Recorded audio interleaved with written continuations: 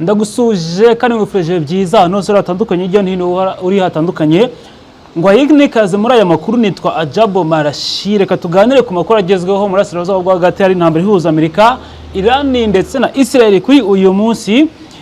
Uyu munsi Mushitaba yongeye kuvuga ko ameze neza cyane nyuma yuko Amerika yavuze yuko ari mu kaga ndetse kandi ko yaba yararashwe.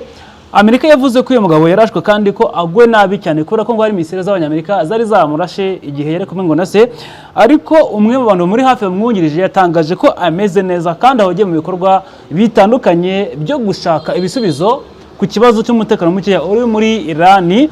Uyu munsi rero Mushitaba yavuzwe yuko ari muzima kandi ko afite ubuzima bwiza buzira umuze. Ikindi impamvu atarimo agaragara mu ruhame nuko ahogiye mu bikorwa bitandukanye byo gushaka igisubizo kiri muri Iran, gushaka igisubizo cy'intambara, gufungura Hormuz n'ibindi bitandukanye ngo ahugiyemo nk'uko umuyobozi wungirije mukuru mu by'ubutasi ndetse n'umutekano wungirije ariko umuyobozi w'ikirenga wa Iran Mushitaba Amenei yabivuze mu magambo ye. Yavuze yuko Mushitaba Amenei ameze neza, ko afite ubuzima bwiza kandi buzira umuze. Rero ngo arimo arita cyane ku bijyanye n'ukuntu ikibazo kiri muri Iran cyakemuka ndetse cyarangira vuba cyane, ngo nta kindi kimuraje inshinga usibye gushaka uburyo cy'ikibazo kiri muri Iran cyakemuka. N'amagambo yatangajwe n'umwungirije mu biro bye witwa Mohsen Koham, yavuze yuko ameze neza cyane kandi ko impamvu atarimo agaragara ngo bidakwiye gutera abantu ikibazo, ngo ari bize cyane mu kazi kenshi cyane. Bibaye nyuma yaho hari hamaze iminsi hagiye hanze itangazo yashyize hanze Mushitaba Amenei. Itangazo ryari yasomeye kuri televiziyo y'igihugu ryavugaga yuko aha agasopo abanyamerika ndetse n'abanya-Israeli. Mu itangazo ryagiye hanze rivuga yuko Iran irimo kureba uburyo yagenzura Hormuz mu bundi buryo bushyashya kandi ko igiye gushaka ukuntu yayobora mu bundi buryo bushyashya, ko ari inyungu zabo ziri mu karere kariya kose, ndetse Hormuz ikazagenzurwa ishingiye ku bufatanye na Oman. Ndetse akomeza ashimangira ko abanzi barimo Amerika ndetse na Iran bose bazicwa bakajugunywa mu mazi, aho yavuze ko icyo bakwiriye kujugunywa mu mazi mu kuzimu ngo bagakirwa mu kuzimu.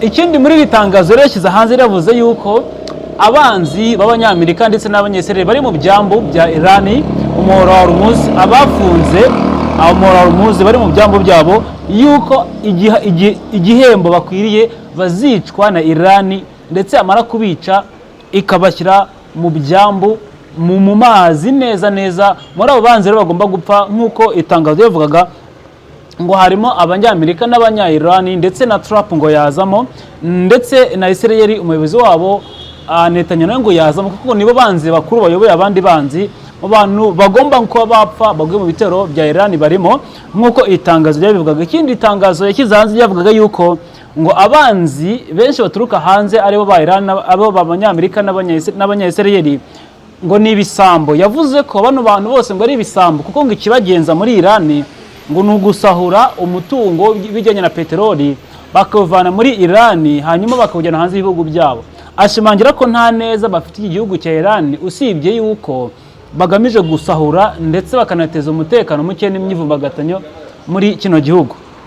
Yanakomeje kandi avuga yuko hari gahunda zitandukanye z'ukuntu kino kibazo kigomba kuba cyazakemuka vuba, kuko yashimangiye ko hari kwiga uburyo bushyashya muri iyi minsi ari myinshi ngo bazatangaza ubufatanye hagati ya Oman ndetse na Iran bw'ukuntu bazagenzura ikigobe ndetse bazagenzura Hormuz ikagenzurwa neza, ariko kandi ngo abanzi bari muri Hormuz bakirukanwa.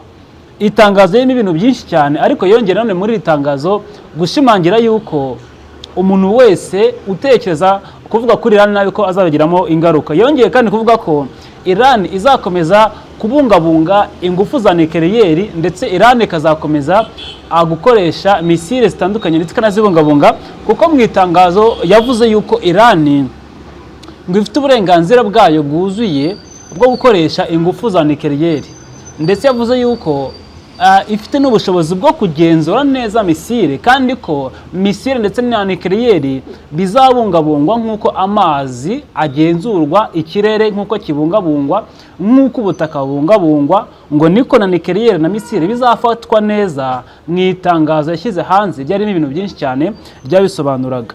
ashimangira kandi yuko ngo miliyoni z'abantu zirenga 90 z'abanya-Iran haba mu gihugu no hanze y'igihugu muri Iran bose ngo bashyigikiye ineza cyangwa se bashyigikiye uko gukunda igihugu icyo bayise yuko ngo ari ineza ya rubanda muri Iran. Avuga ko rero bose bamuri inyuma, abanya-Iran bose bamuri inyuma, ikindi ngo baramushyigikiye, bityo ngo bazarwanyiriza hamwe umwanzi w'umunyamerika n'umunyesireri bamuvane mu byambo byabo bibamukuremo, hanyuma kandi bakomeze kwigenzurira nucleaire, mu gihe Trump yavuze yuko we atazemera gusinya ku itangazo ry'uko Iran yakora intwaro za kirimbuzi cyangwa se nucleaire. Byakomeje kuvugaho cyane rero, ariko noneho we mu icyo yashimangiyeho cyane nuko nk'uko uyu munsi umuyobozi wungirije yabivuze ko ahugiye mu bikorwa bitandukanye byo kurangiza iyi ntambara ndetse no gushaka igisubizo cy'iyi ntambara na Hormuz muri rusange, ndetse yuko iki bituma atarimo agaragara, kuko kuva intambara yatangira muri Iran ku tariki 28 Gashyantare 2026 ntagaragara mu ruhame cyangwa se mu mashusho. Byavuzwe ko rero ari ku gatanda mu Burusiya ari kwivuza ko ameze nabi. Amerika yakunze kwitwaza kino kintu cy'uko ngo yamurashe. Rero Amerika avuga ngo yaramurashe nawe ngo ashobora kuba atakiriho. Amerika yarabivuze ngo wasanga yarapfuye, ngo bamwitirira kari kandi Iran ikaba yabonye n'umuntu utariho.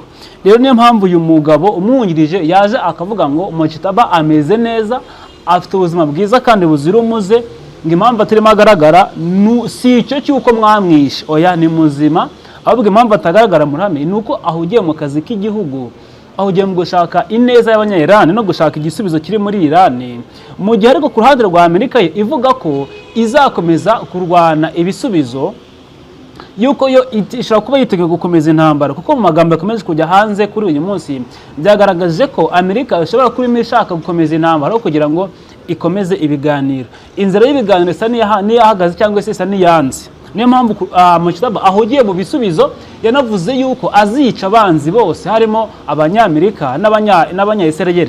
Nicyo gihe na Trump yahari havuga ngo gahunda y'ibiganiro n'imigenda neza, ariko bazakora kugira ngo barwane, kuko n'abasikare benshi bakomeje gutegurwa bagiye kujya muri Iran.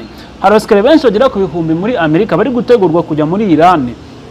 Ikindi twibukiranye ko Trump yamaze gutegura yuko hari amafaranga menshi arimo asaba Kongere y'Amerika kumwongerera akagera kuri tiriyoni 1.5 agomba kujya mu gisirikare cyangwa se muri intambara ya Iran, kuko hari amafaranga menshi yakoreshejwe yo muri Amerika arenga miliyaridi 25 z'amadolari yagiye mu ntambara ya Iran, ariko ataratanze umusaruro mwiza. Ngo ayo mafaranga yagiye mu gusana intwaro zangiritse, mu kugura izindi n'ibindi bitandukanye, ariko ntiyarahagije. Niyo mpamvu Trump ndetse na White House basabye yuko Kongere yakongera amafaranga akagera kuri tiriyoni 1.5 by'amadolari y'amanyamerika ajya muri Iran. Ni cyerekana ko Trump ashaka gukomeza intambara kugira ngo arangize kino kibazo. Rero tugendeye ku mpamvu ebyiri zitandukanye, Iran icyo ivuga baravuga ngo ahugiye mu gukemura ikibazo ndetse n'intambara umuyobozi wabo. Na Amerika bavuga ngo turi gutegura abasirikare no gushaka amafaranga menshi yo kujya mu rugamba n'iyi ntambara. Ibi byose byerekana ko intambara ikomeje kandi ko yazamutse. Twibukiranye ko kuva mu 2020 na kangahe, kuva intambara yo muri Ukraine yatangira, akagunguru ka peteroli nibwo bwa mbere kazamutse aho kageze ku mafaranga y'amadolari 126.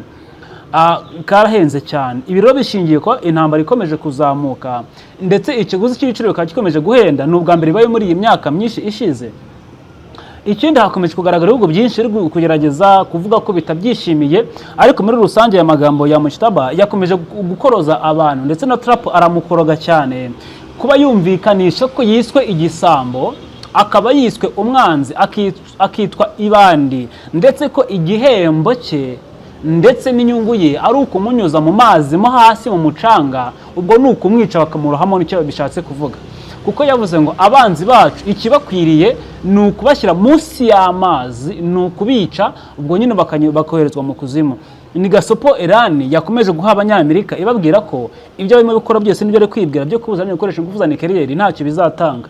Gusa Iran yo icyiza yavuze nuko izakorana n'abanyawomani mu gutanga umutekano w'akarere, mu kugenzura Hormuz, ndetse n'amategeko mashyashya azashyirwaho kazabahuriweho n'impande zose. mu karere k'ikigobe bakazagenzurwa neza. Ikindi ko na Oman nayo izaba ifite uburenganzira kuri runo buryo akarere kayobewemo nta kibazo.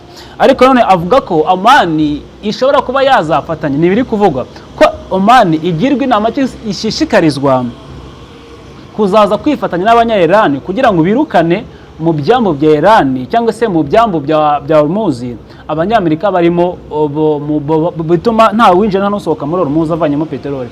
Byakomeje ko ahangaha muri rusange ntago byoroshye cyane, gusa icyatangajwe nuko ameze neza kandi nta kibazo na kimwe afite. Gusa Trump we ahugira none mu gushaka ukuntu yakongera intambara imisire zitandukanye, ko twabonye abategetsi batandukanye ari gusaba inkunga yo kumufasha. Uburusiya ubushize bwemeye ko hari icyo bwakora kuri Iran, ariko nanone ku ruhande rw'Amerika Ubwongereza nabwo bwavuze ko ibirindiro by'abanyamerika bishobora gukoreshwa birasa kuri Iran nk'uko mu minsi ishize byagiye bigenda. Hari ibirindiro by'Abongereza bimwe na bimwe byakoreshejwe mu kurasa kuri Iran. Ikindi hari ubwirinzi bwagaragaye bw'ikirere bw'Ubwongereza bwakoreshejwe n'ingabo z'abanyamerika. Hanyuma ubwo bwirinzi bwakoreshejwe bari kurasa ku ngabo z'abanya-Iran. Ikindi Amerika icyo gihe yabikoze mu rwego rwo kuvuga ngo Ubwongereza twacanye umubano. Niyo mpamvu uruzinduko rw'umwami w'Ubwongereza Charles wa gatatu muri Amerika rwasobanuye ibintu byinshi. Abenshi babyise ngo urugendo rw'amahoro ndetse no kuganira gutsura umubano utagendaga neza, ariko umubano batsuraga utagendaga neza ni yuko Amerika yari yarabanze. Amerika yavuze ngo twebwe ibi bintu muri gukora ntabwo ari byo.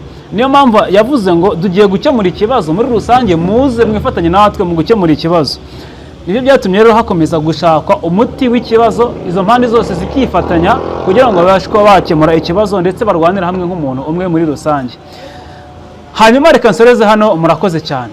Imboni TV, imboni ya rubanda.